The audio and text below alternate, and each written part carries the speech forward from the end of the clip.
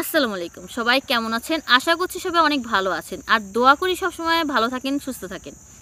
সবসময় আপনাদের সাথে আমি কোনো না কোনো বিষয় নিয়ে আলোচনা করি। আজকে একটা গল্প আপনাদের সাথে শেয়ার করছি। কারণ আপনারা হচ্ছেন আমার কাছের মানুষ, যারা কিনা অনেক বেশি ভালোবাসেন আমাকে এবং আমার ভিডিওগুলো আপনারা দেখেন। অনেকেই অনেক পজিটিভ কমেন্ট করেন, আমার কাছে খুব ভালো লাগে। নেগেটিভ কমেন্টও থাকে ২-১টা। তো এই যে আমার লাইফে মা হয়ে ওঠার যে একটা গল্প, সেইটা আজকে আপনাদের সাথে শেয়ার করছি। প্রথমত বিয়ের পর সংসারটাকে গুছিয়ে নিতে হয়েছে আমার। দেখেন, প্রত্যেকটা মেয়ের সংসার সুন্দর থাকে না, মানে তার মতো করে গুছিয়ে নিতে হয়। মানে বিয়ের আগে তো শাশুড়ির একটা আয়ত্তে থাকে, তখন বিয়ের পর কি হয়, বউর অধীনে চলে আসে, তখন বউকেই সংসারটাকে আয়ত্ত করে নিতে হয়। তো সেরকমই করে আমি আমার সংসার জীবনে যখন আসি, আমার শ্বশুর শাশুড়ি, আমার হাজব্যান্ড, তারপরে আমার ননদ যারা ছিল, আমার ছোট পরিবার, তাদেরকে আমি সুন্দর করে গুছিয়ে নিয়েছি। তেমনটা কষ্ট হয় নাই। একটু প্রথম একটু ছিল, কী বলবো, প্রথম আমার একটু মানে অদ্ভুত লাগতো যে আমার বিয়ে হয়ে গেছে, আমি সাংসারিক হয়ে গেলাম। কেমন জানি লাগতো যে আমার হাজব্যান্ড আছে, আমার শ্বশুর শাশুড়ি আছে, এতদিন ছিলাম আমার বাবার বাড়ি, মার বাড়ি। অনেক সময় ঘুমাই থাকতাম, ঘুম থেকে উঠতে দেখতাম কি, মানে ঘুমায় যখন থাকতাম না, অনেক সময় মাঝে ভাবতাম যে আমি তো বাসায় আছি, ঘুম থেকে উঠে দেখতাম যে শ্বশুর বাড়ি। তো একটা কথা বলি যে আমার শহরের থেকে গ্রাম খুব ভালো লাগতো। তো গ্রামে যে পুকুর থাকে, এই যে আমার পিছনেই কিন্তু পুকুর আছে, ওই একটা, ওই যে ওই সাইডে একটা পুকুর আছে। তো এই যে পুকুরে গোসল করার যে একটা মজা, সেটা ঢাকা শহরে কখনো পাই নাই। তো ওইটা দেখি আমার গোসলখানায় গোসল করতে মনই চাইতো না, পুকুরে গোসল করবো এরকম একটা চিন্তা ভাবনা সবসময় কাজ। কিন্তু আমি সাঁতার জানতাম না। আমাকে এই যে সাঁতারটা যে শিখেছে সেটা আমার ননদ। আমার ছোট একটা ভাইগনা ছিল, ওকে আর আমাকে একসাথে সাঁতার শিখেছে। তো ও আমাকে একটা কথা বলছে, কি বলছে, যে এত বড় একটা মেয়ে, সে কিনা সাঁতার পারে না, সে এখন আমার সাথে সাঁতার শিখছে। মানে একটা হাস্যকর বিষয়, আমার খুব মনে থাকবে এই কথাটা। যাই হোক, এইভাবে সব কিছুই মানে নিলাম, শিখে নিলাম, সংসার করতেছি খুব ভালো। 4 বছর পর্যন্ত ঠিকঠাক সংসার করলাম। এরপরে আমি মা হওয়ার গল্পতে পা রাখলাম। তারপরে আমার প্রথম যে সন্তান আমার পেটে আসলো, তারপরে তাকে নিয়ে অনেক রকমের চিন্তাভাবনা মাথায় চলে আসছে। এখন আমি মা হব, আমার অনেক দায়িত্ব, সংসারের দায়িত্ব তো আছেই, এখন একটা মা হওয়ার দায়িত্বটা একটু বেশি ভালো করে পালন করতে হবে। সব মায়েরাই অনেক চিন্তাভাবনা করে সন্তানকে নিয়ে, যে আমার সন্তানটাকে আমার ভালো করতেই হবে। প্রথম একটা অনুভূতি ছিল অন্যরকম। প্রথম যে মা হওয়ার যে একটা অনুভূতিটা, সেটা একজন মাই ভালো বুঝে, একজন নারীর কাছে সেটা হচ্ছে কি বলবো। তারপরে এরকম করে যখন প্রথম মা হওয়ার একটা অনুভূতি ছিল, গ্রামে ছিলাম। তারপর আপনার তখন আমার বাবু পেটে 1 মাস 2 মাস এরকম করে মাসগুলো পেরোতে লাগলো। তখন আমার হাজব্যান্ড বলে কি, তুমি তোমার বাবার বাড়ি চলে যাও। বাবার বাড়ি চলে যাও? আমি তো বাবার বাড়ি যাবো না, আমি এখানেই থাকবো, আমার এখানেই ভালো লাগে, আমি বাবার বাড়ি যাবো না। প্রথম থেকেই সে বলছে যে তুমি ঢাকায় চলে যাও, প্রথম বাবু যেহেতু ঢাকায় যাও, সমস্যা নাই। তো এখন আমি বললাম কি, আমি যাব না। আমার শাশুড়িও রাজি না, আমার শ্বশুরও রাজি না। আমি আমার শ্বশুর শাশুড়িকে মা আর বাবা বলে রাখি। তো মা বাবা একদমই রাজি ছিল না, যে তারা চাইছে যে তার প্রথম যে নাতি হোক বা নাতনি হোক, সেটা যেন তাদের বাড়িতে হয়। আমিও রাজি, আমার শাশুড়ি যেহেতু আমাকে সাপোর্ট করছে, তো আমার কোনো সমস্যা নেই, আমার কোনো বাধা নেই। তারপরে বলল, আমার হাজব্যান্ড ওরকম জোরাজুরি করেনি, সে কিন্তু খারাপ মাইন্ডে নিয়ে কথাটা বলে নাই, আপনারা আবার খারাপ বুঝবেন না। সে বলছে যে যাও, মার কাছে গেলে একটু বেশি ভালো থাকবে, কারণ আমার শাশুড়ি একটু অসুস্থ ছিল। আর আমাদের এই পরিবার আমার শাশুড়ি ছাড়া আমার কেউই ছিল না, মেয়ে মানুষের ভিতর বলতে। আমার ননদ ছিল একটা ছোট, তাকে বিয়ে দেওয়া হয়েছে, সেও ছিল না যে আমাকে সাপোর্ট করবে, এরকম অবস্থায় যে সাপোর্ট দিবে সেরকম, মানে সেও ছিল না। তারপরে এক সময় কী হয়, আমার শাশুড়ি হঠাৎ করে অসুস্থ হয়ে যায়। এখন তো আমার শাশুড়িও, সেও ভালো মতো সংসারের কোনো কাজকর্ম করতে পারে না, এবং আমার তখন আপাতকালীন অবস্থা 8 মাস চলে। তখন আমিও ভালো করে কাজ করতে পারতাম না। আমার শাশুড়ি আমাকে বলতেছে, মানে ডেকে নিয়ে জিজ্ঞাসা করছে যে তুমি কি এখানে থাকবা না ঢাকায় যাবা। তো আমি বললাম যে না, আমি যাবো না, আমি এখানেই থাকবো, আমার কষ্ট হলে আমি কাজকর্ম করতে পারবো। তোমার কষ্ট হবে, তুমি চলে যাও, মার কাছে গেলে আর ভালো থাকবা। আমার হাজব্যান্ডে বললো ঠিক আছে যাও, মন খারাপ করো না, আমি আবার আসবো, আমি মাঝে মাঝে আসবো, বাবু হওয়ার আগেই চলে আসবো। তো তাদের কথায় আমি চলে যাই, আমার ছোটো ভাইয়ের সাথে আমি ঢাকায় চলে আসি। যখন যাই তখন মা তো আমাকে কি করবে না করবে, মাথায় রাখবে না কোলে করে নাচবে, সে তো আনন্দে তার শেষ নাই। নাতি নাতনির নানি হতে যাচ্ছে সে, তার অনুভূতিটাও একটু অন্যরকম ছিল। তো গেলাম, থাকলাম সেখানে 8 মাস, যখন 8 মাস চল তখন গেছি। যেহেতু আমার যাওয়ার কোনো ইচ্ছা ছিল না, তো কিন্তু অনেকের বেবি হয়, তারপরে মানে রিস্ক নিয়ে যাওয়া লাগছে, কিছু করার নেই। ওই যে অসুস্থ হয়ে যাওয়ার কারণে আমার যাওয়া লাগছে। এরপরে মার কাছে ছিলাম 8 মাস 9 মাস, আমার একেবারে পুরো মাস কমপ্লিট হয়ে বাবুটা দুনিয়াতে আসছে। আমার ছেলে সন্তান হয় এবং তার একটা সুন্দর নাম রাখছি, দেখতে যেমন সুন্দর তার নামটা অনেক সুন্দর ছিল, নাম ছিল তাশাহুদ। আমার সি সেকশন সম্পর্কে কোনো ধারণা ছিল না। তারপর আমি খুব ভয় পাইতাম তাদের কাছ থেকে, তারা যখন বলতো যে এরকম নর্মালি নিলে বাচ্চা ভালো হয়, কোনো সমস্যা হয় না, কষ্ট কম হয়, বা সি সেকশন করতে গেলে তখন বাচ্চার অনেক সি সেকশন করতে গেলে অনেক সমস্যা হয়, কোনো কাজকর্ম করা যায় না, আর তো গ্রামে থাকি না, অনেকে অনেক রকম কথা বলছে, আমার খুব ভয় লাগছে, যেটা সত্যি কথা। আম্মু অনেক রিকোয়েস্ট করছে আমাকে, মানুষের অনেক কথা শুনছি, ভয় পাইছি, ভয় লাগছে যে সত্যি হইতে পারে এরকম, সি সেকশন করলে হয়তো বা কোনো সমস্যা হয়ে যেতে পারে। আমার ভয়টা এত পরিমাণ কাজ করছে যে আমি চিন্তা করি নাই যে আমার বাচ্চাটার কোনো না কোনো ক্ষতি হয়েও তো যেতে পারে। তারপরে ওই চিন্তা ভাবনা বাদ দিয়ে আমি নর্মালে গেলাম। আমার যখন ডেট চলে আসছে, ডেট একটার পর একটা চলে গেছে ডেট, তারপরে আমার পেন ওঠার পরে আমি নার্স বাসা নিয়ে আসি। আব্বু তো রাজিই ছিল না, আব্বু বলছে যে আমি হসপিটালে নিয়ে যাব, এখানে রাখবো না, এখানে রাখলে সমস্যা হতে পারে। তারপর কি করে, তারপরে নার্স নিয়ে আসছে। আমি তো বলছি না, আমি মরে গেলেও আমি হাসপাতাল যাব না, নার্স নিয়ে আসো। পরে নার্স নিয়ে আসছে, আসার পরে কি হয়েছে, বাসায় চেষ্টা করছি বাচ্চাটা হওয়ার জন্য, অনেক কষ্ট হয়েছে, মানে নর্মালের পজিশন ছিল না, ছিল সি সেকশনের। তারপরেও যে নার্সটা আমাকে মানে একবারের জন্য বলে নাই যে ঠিক আছে একে পাঠিয়ে দাও, উনি হাতে রাখছে আমাকে, উনি নর্মালি করবে। কপাল খারাপ হলে আর কি যা হয়, নিজের দোষেও অনেক কিছু হয়। তারপর আমার একটা ছেলে সন্তান হয়েছে, মাশাআল্লাহ দেখতে সে খুবই সুন্দর হয়েছে। আমার ছেলেটা হওয়ার পরে কান্না করে নাই, তার কান্নার কোনো শব্দ ছিল না। তারপর আমি হসপিটালে যাই, একটা হসপিটালে যাই, এলাকার ভিতরেই থাকে, কাছের হসপিটাল, যেহেতু আমার অবস্থা খুব খারাপ ছিল, অনেক ব্লাড যাচ্ছিল। আমার বাচ্চা তো কোনো কান্নাকাটি নাই, কিছু না, সে কান্নাই করেনি। আমি হয়তো বা সেন্স ছিল না, আমার সেন্স ছিল না, আমাকে আমার নাম ধরে ডাকতে ছিল। আমি একটু বলতে পারবো যে আমার নাম ধরে কেউ ডাকছে, আমাকে ধরাধরি করে হাসপাতাল নিয়ে যায়। এলাকার যে হসপিটালটা থাকে সেখানে যাই, সেখান থেকে আমাকে ফেরত দেওয়া হয়, আমি নাম উল্লেখ করব না হসপিটালের।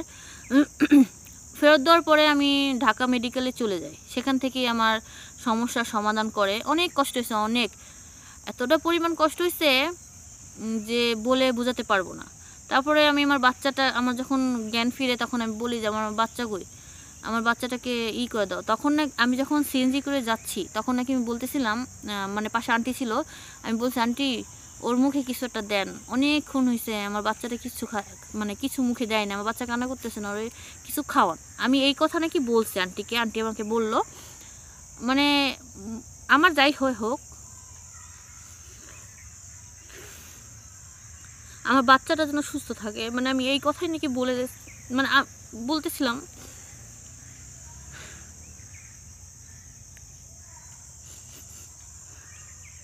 আমি কথাগুলো আপনাদের কাছে বলতেছি যে আপনারা যেন সতর্ক হতে পারেন, এই জন্য আপনাদের সাথে এই গল্পটা শেয়ার করা।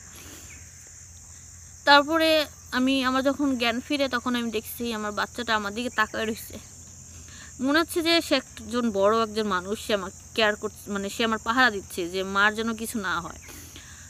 আমার ছেলের অনেক সমস্যা হয়ে যায় নর্মালি নেওয়ার কারণে, সে কান্নাকাটি করে নাই, ডাক্তার তাকে মানে অনেক কিছু করছে, আমাকে বলা অনেক কথা বলে নাই, এবার অনেক কথা বলছে, যেটুকু বলা দরকার সেটুকু কথা আমার কাছে বলছে।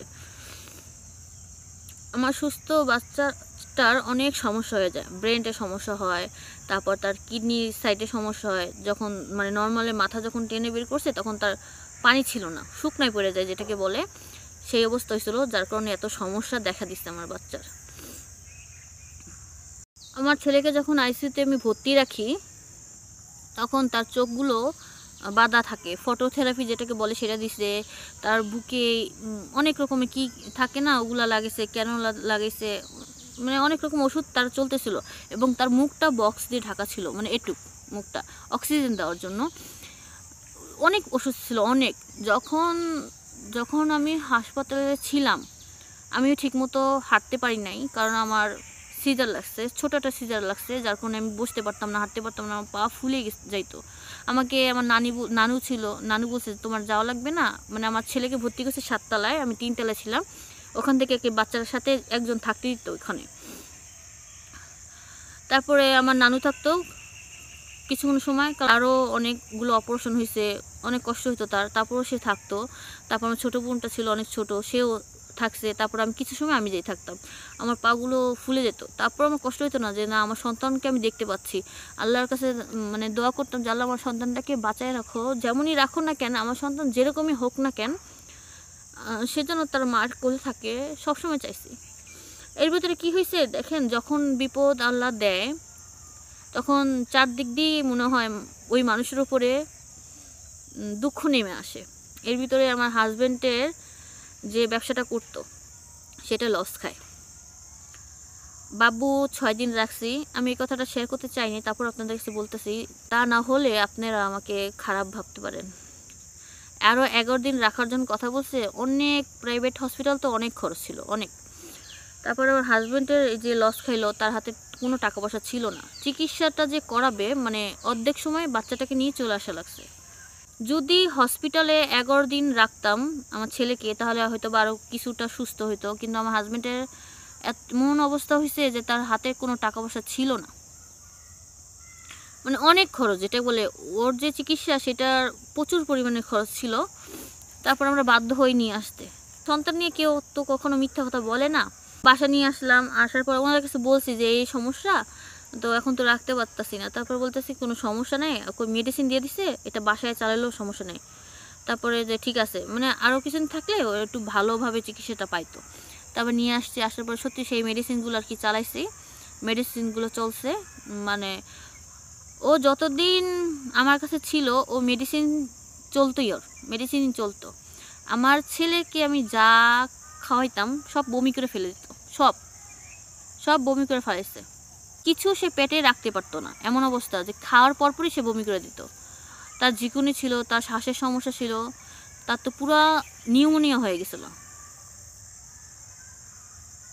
আমার ছেলে অনেক কষ্ট করছে, অনেক ছোট মানুষ, সে যে এতটা কষ্ট কীভাবে করছে আমি জানি না।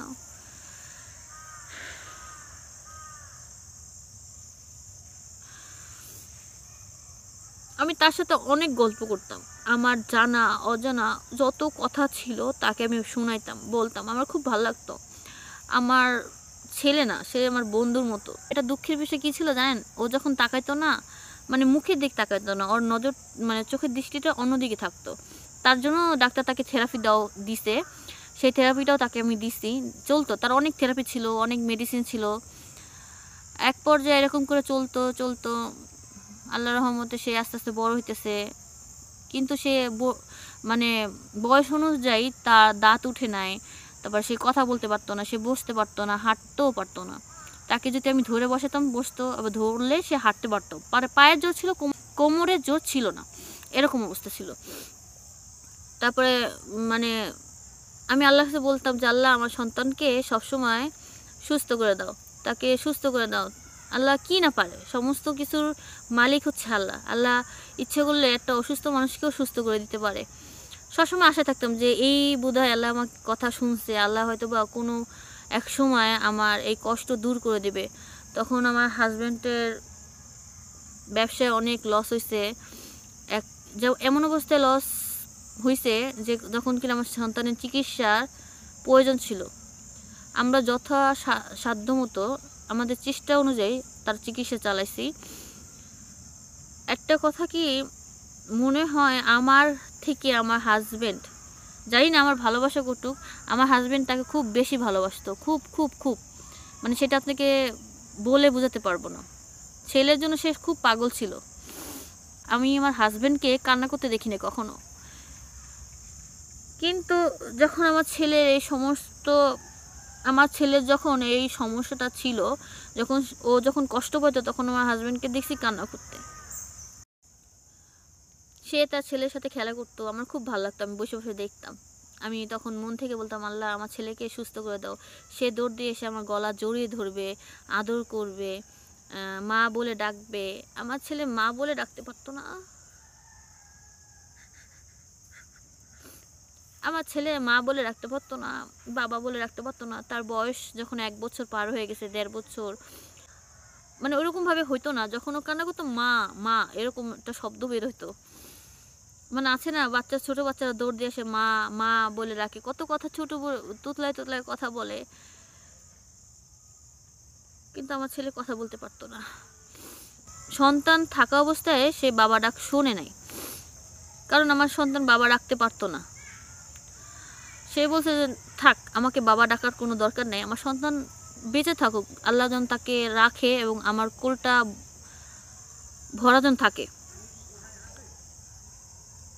তারপরে যখন 2 বছর বয়স, 2 বছর 2 মাস আমার সন্তানের বয়স, তখন রমজান মাস ছিল, 10ই রমজান। 9 রমজান থেকে কি হয়, সমস্যা দেখা দেয়। সমস্যা কি দেখা দেয়, ওর পেশাব আটকে যায়। তখন আমরা গাজীপুর থাকতাম, আমার হাজব্যান্ড তখন জব করতো, ওই যে ব্যবসায় লস করার পরে তখন সে জব করতো। তখন গাজীপুর থাকতাম, সেহরি খেতে যখন উঠছি তখন থেকে ও মানে টয়লেট করছে কিন্তু পেশাব করতেছে না। তো সকাল পার হয়ে গেছে, সকাল হয়ে গেছে, তখনও পেশাব করে নেয়। তখন আমি বলতেছি তা সত্ত্বেও পেশাব করতেছে না, আমার হাজব্যান্ড কাছে বলতেছে তা সত্ত্বেও পেশাব করতেছে না, ওর কি সমস্যা হয়েছে, চল আমরা ডাক্তার কাছে যাই। তখন তার কাছে কোনো টাকা ছিল না, তাই সে বলে কি ঠিক আছে দাঁড়া আমি আসতেছি, আমি অফিসের যে বস তাকে বলে কোনো কিছু একটা ম্যানেজ করে তারপর আমি আসতেছি। মানে সে অনেক মানে তাড়াহুড়া করতেছিল যে কখন তার ছেলেকে নিয়ে যাবে। আমি তো এদিকে বসে কান্নাকাটি করতেছি, আমার ছেলের যেন কোনো সমস্যা না হয়, সমস্যা না হয়, আল্লাহ তুমি রক্ষা করো এরকম করতেছিলাম। তারপর এক পর্যায়ে কি হয়, নিয়ে যায়। তখন করোনা ছিল, আমার হাজব্যান্ড অনেক তাড়াহুড়া করতেছিল যে আমি বাচ্চাকে নিয়ে হাসপাতালে যাব, টাকার একটা ম্যানেজ করতে হবে। তখন সে আসতে পারে না, বলে কি তুমি চলে যাও। তারপরে আমার ছোট বোন রে খবর দিছি, ওর সাথে আমি বাসে যাই আর কি, আমরা মিরপুরে থাকি, সেখানে চলে গেছি। যাওয়ার পরে বাচ্চাকে নিয়ে গেছি পরে ডাক্তার দেখাতে বসে গেছি, ডাক্তারে গেছে। এখন প্রথমত আমরা আমাদের এলাকায় একটা ডাক্তার আছে, উনি অনেক শিশু বিশেষজ্ঞ, উনি অনেক ভালো ডাক্তার, ওনার কাছে নিয়ে গেছি। তারপর বলছে তাড়াতাড়ি ওকে হসপিটালে ভর্তি করতে হবে, সে বলে দিয়েছে। তখন তো রাত হয়ে গেছে, এখন কি করব, এখন কোনো গাড়ি নাই, কিছু না, মানে এমন একটা অবস্থা, আমি যে হাসপাতালে নিয়ে যাবো সেরকম অবস্থা ছিল না। উনি তারপরে ওষুধ লিখে দেয়, সেই ওষুধটাকে খাওয়ায়। তারপর বলছে কি যদি রাত্রে না যেতে পারি, সকালে যেন তাড়াতাড়ি চলে যায়, মানে উনি একটা মেডিসিন দিচ্ছে ওকে। পরে রইছি, পরে রোয়ার পরে আমার হাজব্যান্ড তো আসতে পারে নাই, আমার হাজব্যান্ড এখনও সে টাকা ম্যানেজ করে আসতে পারে নাই। আব্বু তাড়াতাড়ি করে চেষ্টা করতেছে যে যাই হোক ওকে নিয়ে হাসপাতালে যাইতে হবে। তখন করোনা চলতেছে, এমন একটা অবস্থা, গাড়ি পাচ্ছি না যে হাসপাতালে যাব, সেরকম কোনো মানে ছিল না, অনেক রাত হয়ে গেছে, কিভাবে কি করব না করব, মানে করতে। আব্বু খুবই অসুস্থ ছিল, সেও হাসপাতাল থেকে মানে বাসায় আসছে, এমন অবস্থা ছিল, তার কোনো শরীরে শক্তি ছিল না, সে যে নিয়ে যাবে সেরকম একটা ছিল না। তারপরে বলছে যে সকাল হয়েই তারপর চলে যাব। তারপর এরকম করে আমার ছেলে তো কান্না করতেছে, আমার ছেলে অনেক কষ্ট পাইছে, কারণ যার ব্যথা সেই তো বুঝে, তাই তো। কান্না করতেছে, মানে চোখ দিয়ে পানি পড়তেছে, কান্না করতেছে, কারণ ওর যন্ত্রণা হইতেছিল। আমি তাও মেডিসিনগুলো খাওয়াইতেছিলাম, ডাক্তার যেগুলো দিছে দেওয়ার পরে আমার ঘুম আসতেছিল না, আমার ভাই করছে কি, ও নামাজ পড়ে আসছে না, ও সাদা প্যান্ট আর গেঞ্জি পরা ছিল, তখন আয়সা তাসদের মাথায় এরকম হাত মুছতেছে, আমি ওর পাশে আমার ছেলের পাশে শোয়া ছিলাম। আমি ভয় পেয়ে গেছি, ভয় পেয়ে পুরো সাদা ড্রেস পর আমি ভয়ে লাফ দিয়ে উঠছি। উঠার পরে আমি বলছি কে কে, আমি ভাই বল কে, আপু আমি। ও তো কান্না করতেছে, বলতেছে যে কে কে, আমি এরকম বললে তারপর আমার আর ঘুম আসে নাই। আমার মানে ঘরে লাইট জ্বলে, তারপর মনে হচ্ছে কি পুরো অন্ধকার। তারপরে কি করলাম, ছেলেটাকে কোলে নিয়ে বসলাম। বসার পরে কয়টা বাজে, দুইটা বাজে, তখন 2টা বাজে, সেহারির টাইম তখন হয় নাই, 2টা বাজে। কোলে বসছি, বসার পরে আল্লাহ বিল্লাহ করতেছি, করার পরে এখন এখন ওই মুহূর্তে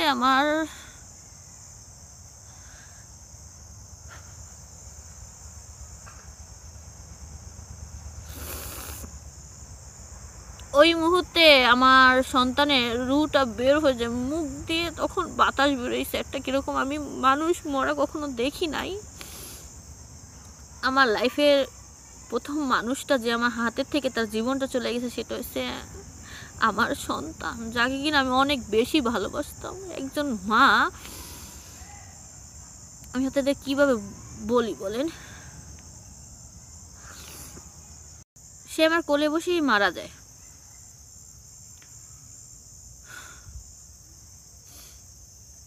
আরেকটা কথা বলি, সত্যি কথা যেটা আমার কাছে মনে হয় কি জানেন, আমার বাচ্চাটার জীবনটা মনে হয় আমিই নিয়ে নিছি। আমার কারণে আমার বাচ্চাটা মারা গেছে। আম্মুরে বলছি যে আম্মু, আমি আমার সন্তানকে মেরে ফেলাইছি। আম্মু বলছে কি, এতে তোমার কোনো হাত নাই, আল্লাহ যারা নিবে তার সময় মতোই নিবে, আর যারা রাখার তাকে দুনিয়াতেই রেখে যাবে। আমি আমার সন্তানের অনেক বেশি ভালোবাসতাম। অনেক অনেক কথা বলছে। এই যে পিছনে যে গল্পটা, আমি এই 2টা বছর অনেকের অনেক কথা শুনছি। আমার ছেলে প্রতিবন্ধী, তো একে নিয়ে কোথাও যাওয়া যাবে না। আমার ফ্যামিলির লোকজনই বলছে যে তাকে তোমার কাছে রাখো না, হাসপাতালে দিয়ে আসো, তার চিকিৎসা চলবে, তোমার কষ্ট করা লাগবে না। যখন এই কথাগুলো বলতো তখন আমার খুব কষ্ট হতো যে আমি আমার সন্তানকে পালতে পারবো না তাই বলে হাসপাতালে দিয়ে আসবো। সে প্রতিবন্ধী।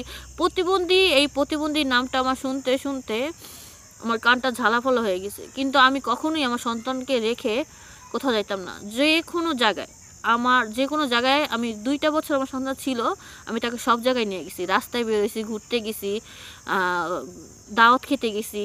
যারা আমার সন্তানকে পছন্দ করতো না তাদের কাছে আমি কখনোই যাইতাম না।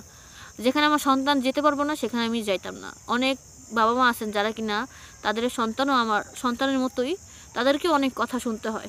সমাজের লোকজন অনেক কথা বলে, অনেক, তাদের কটু কথার কারণে অনেক বাবা মার মন ভেঙে যায়। দেখেন, সন্তানের অসুস্থতা থাকা অবস্থায় বাবা মার যতটা কষ্ট হয় তার থেকে দ্বিগুণ কষ্ট দেয় সমাজের লোক, পরিবারের লোক। এই যে প্রতিবন্ধী কথাটা যে কতটা কষ্ট দেয় একটা বাবা মাকে, সেটা তার বাবা মাই ভালো বুঝবে। তবে আমি আমার মনকে শক্ত করে আমার সন্তানকে নিয়ে আমি অনেক কিছুই করছি। তাকে নিয়ে ঘুরতে গেছি, তাকে অনেক কিছু দেখাইছি। আমি জানতাম আমার সন্তান বুঝতে পারে, তার মা তাকে অনেক বেশি ভালোবাসে, বাবা তাকে অনেক বেশি ভালোবাসে, তাকে নিয়ে ঘুরতে বেরোয়েছে, তাকে একটা আনন্দ দিচ্ছে, সেটা সে বলতে পারতো যে না, বাবা মা তাকে অনেক বেশি ভালোবাসে। আজকে আমার এই যে গল্পটা, প্রথম মা হওয়ার যে গল্পটা, আমার সন্তান আপনাদের সাথে শেয়ার করলাম, কারণ আপনারা আমার কাছের মানুষ। তাই সবসময় আপনাদের কাছে একটাই অনুরোধ, আমার সন্তানের জন্য আপনারা সবাই দোয়া করবেন যেন সে অনেক ভালো থাকে। এখন সে আল্লাহর কাছে আছে, আমি জানি সে অনেক ভালো আছে। আমাদের কাছ থেকেও সে অনেক বেশি ভালো আছে আল্লাহর কাছে। আল্লাহ তাআলা যা কিছুই করে না কেন ভালোর জন্যই করে। আমার সন্তানের কষ্টটা হয়তো বা এখন নাই, কারণ সে অনেক ভালো আছে, আমি বিশ্বাস করি। আপনারা সবাই ভালো থাকবেন। এর পরের যে গল্পটা অবশ্যই আপনাদের সাথে শেয়ার করব।